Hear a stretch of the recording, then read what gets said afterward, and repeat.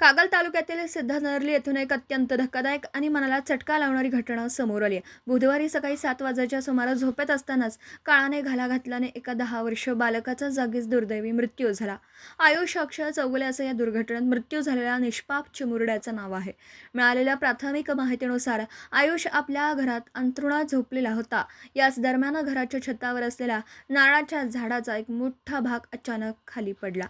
हा आघात इतका तीव्र होता की छताचा पत्रा फोडून झाडाचा हा भाग थेट झोपलेल्या आयुषच्या अंगावर कोसळला. या भीषण अपघातात गंभीर दुखापत झाल्याने आयुषचा जागीच मृत्यू झाला. या अचानक ओढावलेल्या संकटामुळे चौगुले कुटुंबावर दुःखाचा डोंगर कोसळला असून परिसरातून अत्यंत हळहळ व्यक्त केली जात आहे. एका निष्पाप बालकाचा असा दुर्दैवी अंत झाल्याने संपूर्ण सिद्धनेरली गावावर शोककळा पसरली आहे.